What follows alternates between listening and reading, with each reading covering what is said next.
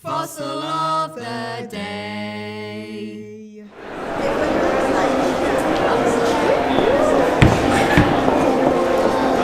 Ladies and gentlemen, mesdames et messieurs, damas y caballeros, and everyone in between, it is with great pleasure that we invite you tonight to view the Fossil of the Day Award here at COP23 in Bonn. Now, live streaming both from the Bula Zone and the Bonn Zone. Hi everybody, the Bonn Zone. We're with you. And tonight, we have an exciting show for you today because today's fossil winner really deserves it. And we will see a little bit more about that. But before we begin, we'd like to invite all of you in singing the Fossil of the Day song. A song which goes back to time immemorial, which we sing every day at the beginning of the fossil ceremony. And remember that this has been going on for perhaps a little bit far too long. Some of you have been singing this perhaps since you were a child. But now you can get ready, and everyone in the Bonn Zone as well. We'd invite you to sing with us.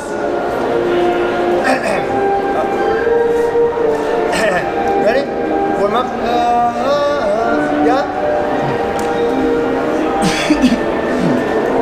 Of the day, fossil of the day. Who is bad? Who is worse? Fossil of the day, fossil of the day. All the blame, all the shame, fossil of the day.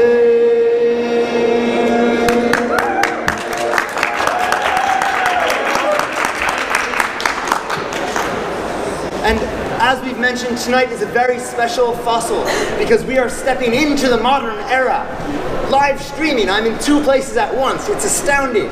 And we really want to give a special welcome to those of you in the Bonn Zone. And we want to show you what it's really like here in the Bula Zone.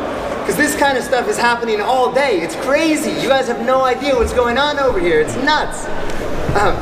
But before we do that, it's Monday. Last week was a long week, and now perhaps the world is looking a little bit brighter. We've gotten a little bit more sleep, so I want you to look around the world and see, maybe there is a chance that we'll come up with a fair, just, and binding agreement. But perhaps if you're in the Bonn Zone, you're looking that way, and you see something kind of strange.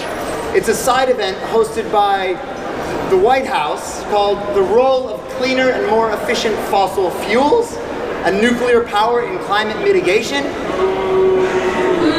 Oh, very good. If you're not booing over there in the Bonn Zone, let's try it now. Ready? 1, 2, 3. Boo! Come on, I can't hear you. A little louder. Boo! No, I mean I literally can't hear you. You're really far away, and streaming doesn't work two-way. Sorry.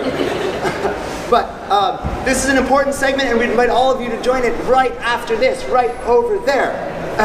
And also coming up, we'd like to also invite you to some other events organized by the US, including the role of unicorns in ramping up ambition on adaptation finance, and Fire in the Belly, dragons as eco-friendly carbon sinks.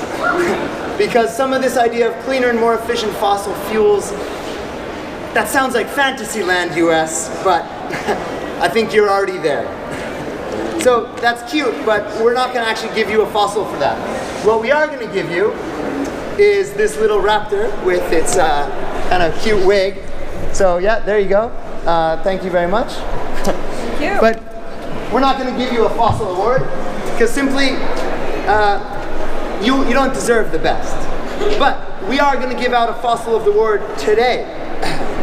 And this will go to a country who, a lot of countries are worried about national security.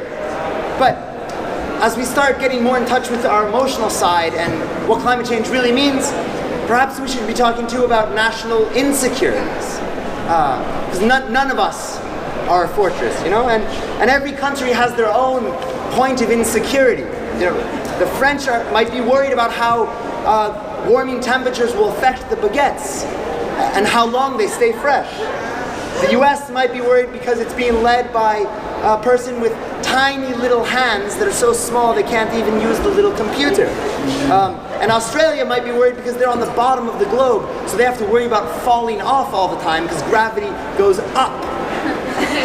But this country has a different kind of insecurity. And that is one of those things of,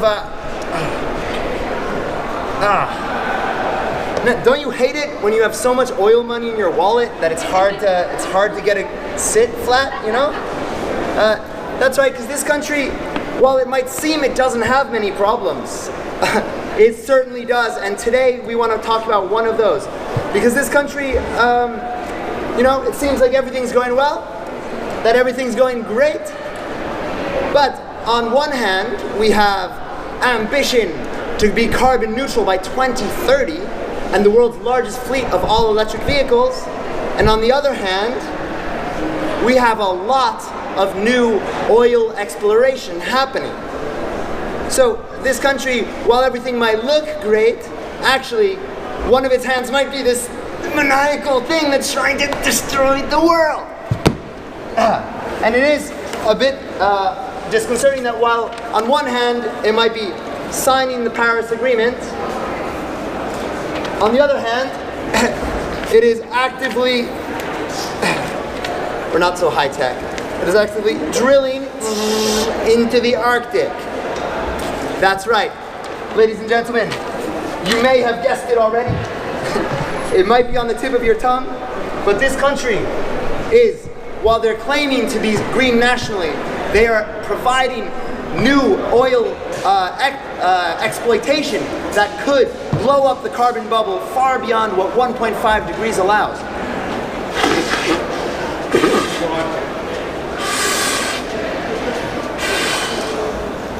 The carbon bubble is already inflating past the Earth's limits. So we must not let that happen, which is why, a drum roll if you please. Today's Fossil of the Day award is delivered to none other than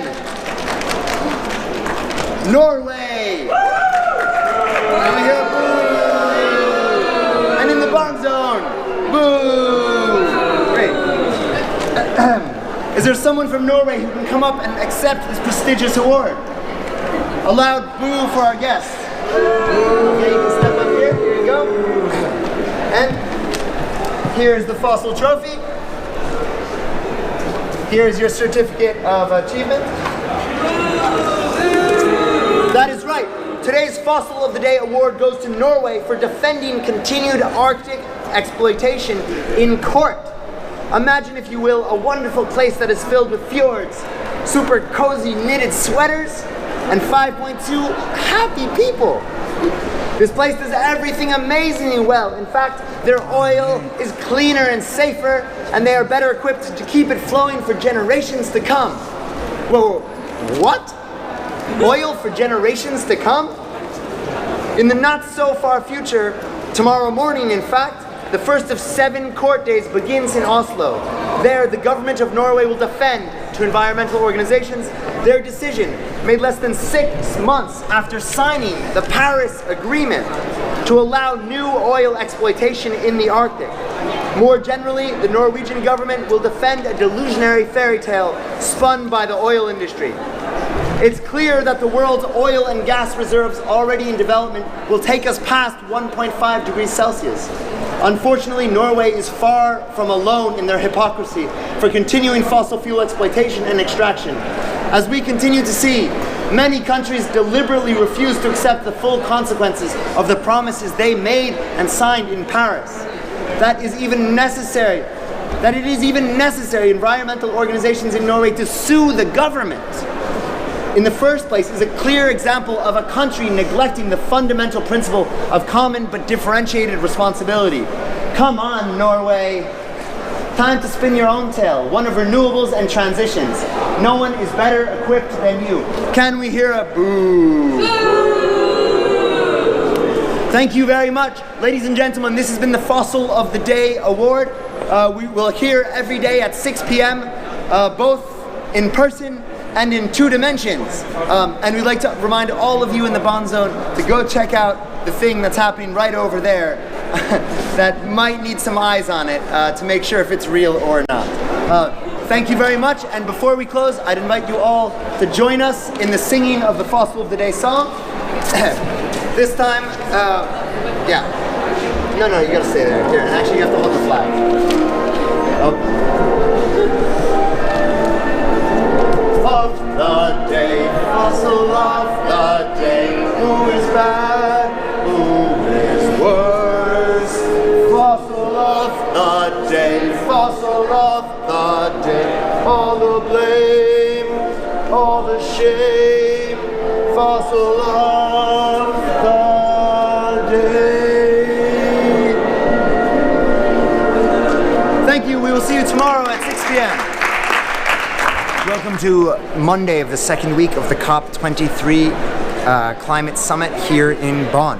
Today's Fossil of the Day award was given to Norway. Norway was given this prestigious award that while they're making great commitments here, back home they're being sued by a number of organizations that are questioning the constitutionality of their right to open up new swaths of the Arctic to oil prospection and potentially drilling, while their constitution guarantees a healthy environment for all. The trial will start tomorrow, highlighting the need for countries to be doing the work back home that meets what their promises that they're making here. And if they've signed the Paris Agreement, it's time for countries to start acting upon that agreement. We'll see you tomorrow at 6 p.m. for Fossil of the Day.